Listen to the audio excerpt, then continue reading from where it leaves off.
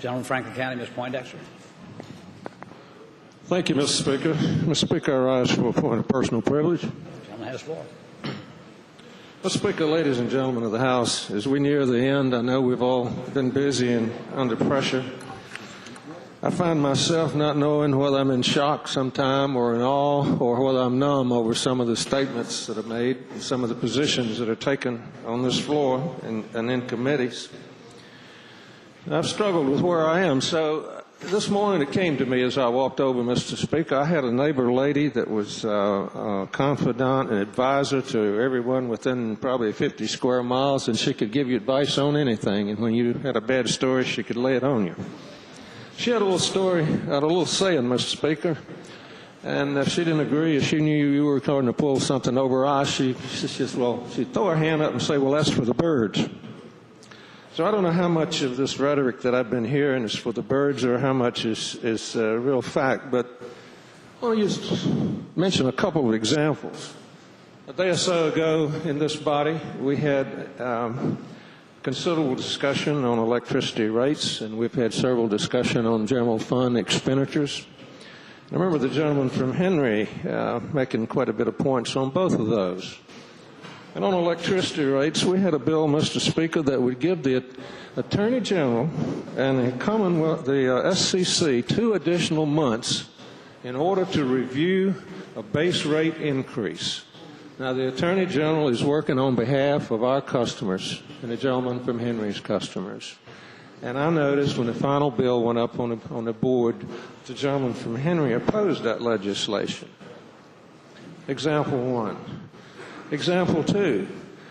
Mr. Speaker, I noticed that the gentleman from Henry, when he said why he was down here and he reported to God and he reported to his constituents, and I congratulate him on that language. I probably personally would have added, I think I'm down here to serve the entire Commonwealth and the entire protect the Constitution of the United States as well. But I don't argue with his statement. But what I do have concern with is taking a look at the rates that are under discussion. Ladies and gentlemen of the House, when I look at the January 2011 electric rates, there are 34 different organizations in Virginia providing electricity. Appalachian Power Company is down 5th from the bottom, $94.59 per 1,000 kilowatt hours.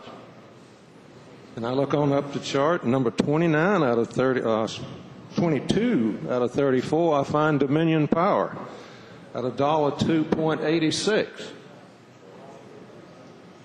And then I look on up the chart, and I find the city of Martinsville at $5.60, 17 to 20% more than Appalachian Power. I would think his remarks about taking care of his constituents, I would hope that when they look at that he has an answer for that question. What we're really doing is talking around a lot of things, ladies and gentlemen of the House. We're not talking about the real problem. The real problem with electricity rates is that citizens out there in the last 2 years have used 3 or 4 or 5 times as much electricity. If I drive twice as much one month, I'm going to pay twice as big a gas bill. And if the price of gas has gone up, it's going to be even more. And that's the situation. And then we have an infrastructure in the western part of the Commonwealth of Virginia that we really need to modernize. Most of our citizens are on heat pumps, and that's the most inefficient way to heat your home in the winter that I can think of. We also have weatherization and housing needs. So we really need to focus on what the core problems are. And then as the gentleman from Colonial Heights mentioned when he spoke about the budget, a culture of spending. I saw a budget amendment that came in that would really create a backdoor entitlement program through electricity, a rate control. I was shocked to see this. Anyone that's on TANF or food stamps or public assistance, SSI, et cetera, would get a reduced rate of electricity. Well, who would pay for it? The power company would get a tax credit, so they don't get hurt. But all the taxpayers across our 100 districts would be paying the bill for that.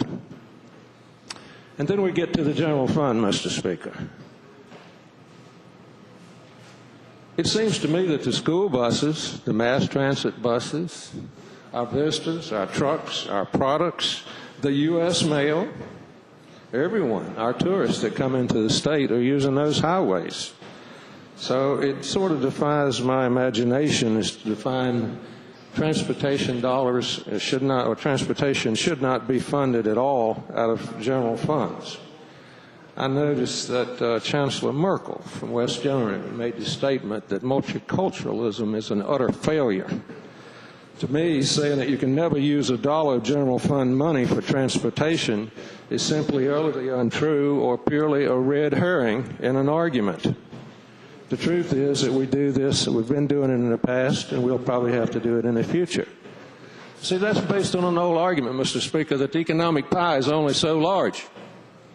That's not true. If we cut taxes enough and reduce regulation enough, that economic pie grows, and then there's more money for K-12 education and public safety and the other core services of government. And I noticed in that argument over transportation, Mr. Speaker, that the words gas tax have popped up now and then, but not any other ideas. But we put together a program working around that and to meet the transportation needs. One interesting detail that I think should have been brought up was the federal government is very likely to apply anywhere from 21 to 52 cent tax increase on gasoline and diesel. That's what's in the federal plan. The government, the independent commission, and the President's Commission. If we add 25 cents onto the price of gasoline in the Commonwealth of Virginia, what will it do to our economy? Throw it backwards even more. So let me summarize, Mr. Speaker. It seems to me we should be complete, we should be accurate, we should put all the facts on the table. I was very disappointed on the misinformation that was provided on the gentlelady from Campbell's telecom bill. I was very disappointed in the 90% figure that was bannered about as far as electricity rates were concerned. The truth is, between 2004 and 5 and 2009, Appalachian Power spent $5 billion in putting federal mandated scrubbers on coal plants. The truth is, 8 years ago, the two main power companies in Virginia, AEP and Dominion, were forced to join regional transmission organizations, or RTOs. It's no secret when Virginia had to join up with Maryland and Pennsylvania and Delaware and northern states, our price was going to rise. And that's proved to be very much of a truth. And then there's a federal strategy, Mr. Speaker. There's a federal strategy that is driving us to less fuel at a higher cost. I'll mention Yucca Mountain, nuclear. Every scientist in the United States, I believe, and the federal government even agreed that was the best place to store nuclear materials. What do? We take it offline, and we don't build breeder reactors, which would take care of the waste for those. And then we take the shell oil up in the Bakken deposit out west. We take that offline. It's 100 years of oil. We take it offline. Make a park out of it, Mr. Speaker. And I notice in the Federal Department of Education budget there's no money for research to make clean coal or to generate liquids from coal. And then we take drilling in Onwar and Virginia, drilling off Virginia and drilling off the coast in Gulf and off California. Last year I was in Santa Barbara. I got oil on my feet with my grandson on the beach. It just oozes out. We could clean the beach up and provide fuel at the same time. Ladies and gentlemen, the cost of the economy, the impact on the economy in our country is what's at stake if we don't lay these problems out and admit to what those true problems are and take the appropriate steps here at the state level. I thank you, Mr. Speaker.